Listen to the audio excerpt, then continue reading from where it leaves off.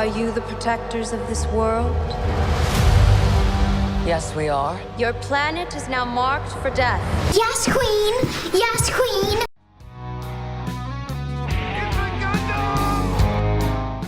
And now a word from our sponsor. This video is sponsored by Proton VPN. Proton came to life in 2014 based on the idea that the internet should be private by default. After the successful crowdfunding campaign, that idea became reality. Proton values privacy above all. They don't just promise it, this is backed up with Swiss law. Use Proton VPN to bypass censorship and geo-block content on your favorite streaming sites. I'm a filthy weeb who wants to watch new animes when they drop rather than wait months for the US release. And Proton VPN allows me to do that by simply switching my server to another country. Proton VPN has 12,000 servers in over 110 countries and support all the major streaming sites. It's really a game changer for streaming. It also frees you from intrusive ads and trackers that monitor your every move in an attempt to sell you something. There's even a stealth mode for when those pesky sites try to block your VPN. Vive la resistance! Go to protonvpn.com/Gundo and get a mega exclusive 64% discount.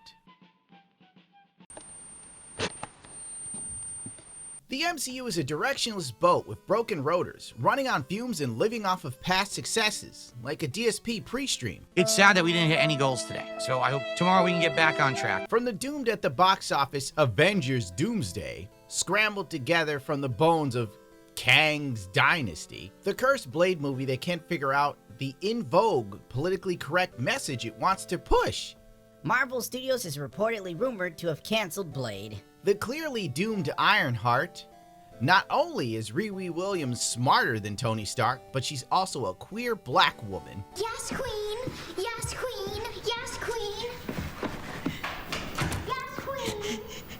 Judging by the trans activist that they hired to join the cast, whose Twitter timeline looks like exactly what you'd expect, it's clear that the message shall be received. Which brings us to the Fantastic Four.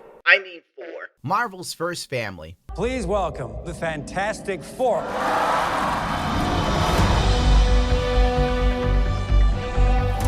Herbie, how's that sauce looking? Okay. That is fantastic. Created in 1961 by Stan the Man Lee and the visionary Jack Kirby. With the new film due out this summer, it will be the fourth iteration of the Fantastic Four, ironically. The trailer dropped a few days ago, and the internet's reaction is the usual discourse one can come to expect in this day and age, where it's all about owning the libs and owning the chuds. Even before filming started, we knew we were in for another one of those Marvel movies made for the modern audience, because the MCU was going to MCU. Don't worry. She's got help. 12 seconds later. Rumor: Marvel Studios to gender swap Silver Surfer in upcoming Fantastic Four reboot. Reset the clock, having seemingly learned nothing from the recent string of misfires. Shit. And new rumors suggest that the Marvel Studios' upcoming reboot for the Fantastic Four will deviate from the first family's original comic book source material by portraying their sometimes ally Silver Surfer as a woman instead of a man. Things always get progressively worse. See what I did there? I'm amazed of his genius. The Fantastic Four, Julia Garner joins Marvel Studios movie as Shia LaBeouf version of the Silver Surfer. Something nobody wanted. Silver Surfer is Norn Rad, just like Peter Parker is Spider-Man. One of Marvel's most beloved characters that never truly gets his shine. Instead of the canon Silver Surfer, Marvel opted for the one-off Shia LaBeouf and went full South Park. Put a ticket in and make a name it gay! Sure, yeah. Well, let's try that. Again. I could wax poetically about the Silver Surfer, but I'll keep it short. This is a missed opportunity for the sanctimonious writers of the MCU to finally be able to get on their soapbox and complain about late-stage capitalism or American culture that they clearly hate so much. And it would have been on brand for the character. Stan Lee used Silver Surfer as his soapbox for years to voice his grievances with America and frankly the world in itself. Hell, the human condition. We've made life perfect. What you have made it is false. You have perverted the power of the Dreamweaver by using it not to meet new challenges, but flee them! No! You're wrong! We're the Wynnum! We're... There must be something good about us. Something worth saving. There was once. There will be again. My people and I have the hardest challenge of all now, Surfer. Living in the real world. Oh well. Of course, Twitter Puritans tried to turn this into a massive own for the chuds. Before anyone complains that Silver Surfer got gender swap, it is not true. A female version of the Silver Surfer exists in the comics. This isn't the gotcha you think it is. These people have never read the comics. Who's gonna tell them that it's not even the same character? She showed up for less than 10 pages in an original Marvel comic. She's a D-tier cameo character, but the real Silver Surfer is one of the strongest entities in the Marvel universe. That's the problem. It's not just a stupid gender swap, it's a massive role swap, not canon. I'm so sick of these Wikipedia warriors with the whole "it's in the comics" gaslighting bullshit. If they really just had to do a female herald thing, why not Nova or one of the other couple of actually female heralds? Just another example of Disney, MCU, and Feige shooting themselves in the foot. Chris is right. Nova would have been a good choice, but then Nova would have been still too sexy, so they would never do Nova. But let's move on. At the Comic-Con, Pedro Pascal's fan base was sweeping for the dude who's totally weird and touchy.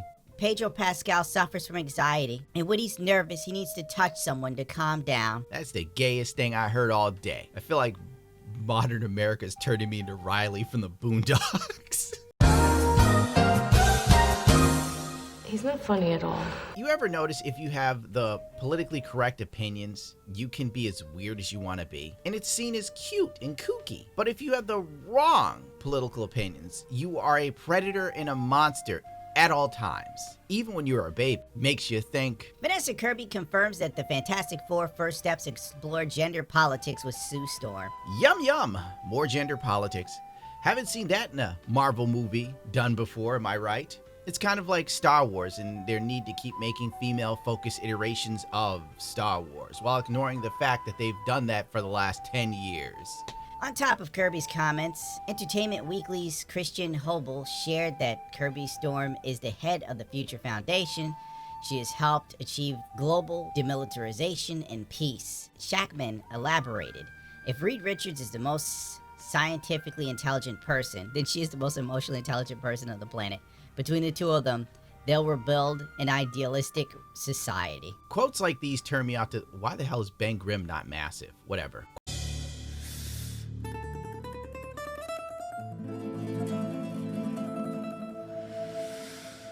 I'll never forgive this. Quotes like these turn me off to the film. I just want a bit of escapism. Not another film trying to convince me that women in America face oppression while dancing and singing Gen Z girl boss in a mini. Oh, and it also touches on the Future Foundation, which was established around 2010 of Marvel. Yeah, the great modern Marvel writing. The same Marvel that created Miles Morales, a bargain bin Spider-Man that they keep slapping powers on to the point of where it's a joke. He can now make beam sabers, and he's ripping off movesets from Kakashi and Naruto. It'd be funny if it weren't so pathetic. No, what the heck, I'll laugh anyway. Fantastic Four's Joseph Quinn says his Johnny Storm is less callous and womanizing than before. Ah, low-T Johnny Storm. Never thought I'd say that out loud. Yes, Queen! Yes, Queen! He's a man that leads with a lot of bravado, which can be an affront sometimes, but also he's funny. Myself and Marvel Studios boss Kevin Feige were speaking about previous iterations of him and where we are culturally. Well, it is set in the 60s, asshat. But he was branded as womanizing devil-may-care guy. But is that sexy these days? I don't think so. This version of Johnny is less callous with other people's feelings, and hopefully there's a self-awareness about what's driving that attention-seeking behavior. These are character flaws Stan Lee made the hallmark of Marvel superheroes. He made them relatable at a time when superheroes were perfect people. And now we're doing a full 180 back to the pre-Marvel era of superhero talent. I've been dumped numerous times for dudes who are over 6 feet tall that struggle with alcoholism. I'm not even joking. These guys have a devil-may-care attitude that their girls know he's an F-boy. But she still dips for him anyway. then cries when he cheats or ghosts her. Boo-hoo, you get what you effing deserve. If that has happened to me a few times as a YouTuber, God only knows what a dude who drives an Amazon truck is going through. The point is, it's still sexy today because women keep going for it. What are you talking about? Stop making Johnny gay. This is fine. Johnny Storm is really smart, Shakeman said of the character. He's on that spaceship for a reason. And I think people sometimes forget in various comic book stories he's been one of the most heroic of them, even if he's undercutting his heroism at every turn through humor. I'm done reading all of this. So we basically get emotionally intelligent, smart, and thoughtful, self-aware Johnny Storm. That's going to be a really fun contrast to Reed Richards.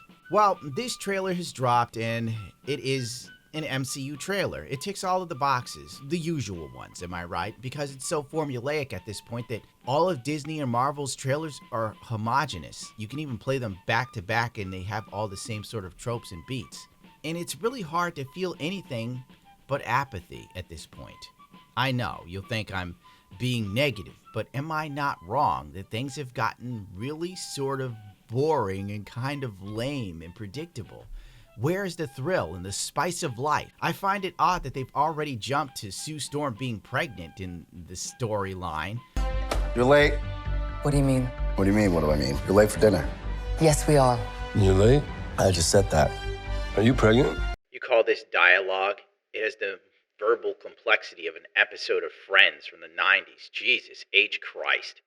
But whatever, it's the MCU. They love compounding storylines from decades into 1 to 3 movies, which really makes things muddle for people who know about them. But I guess if you don't know, what does it matter? Because at the end of the day, superhero films are not made for comic book fans. I mean, if we're going to take elements from years of the Fantastic Four lore, why not use Nova as Galactus's herald, then have Nor and Rad show up at the end to help the Fantastic Four defeat Galactus?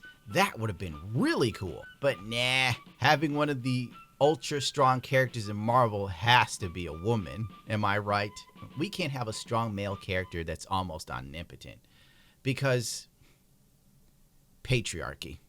I don't know, I've got nothing to end this on. Good day to you, sir.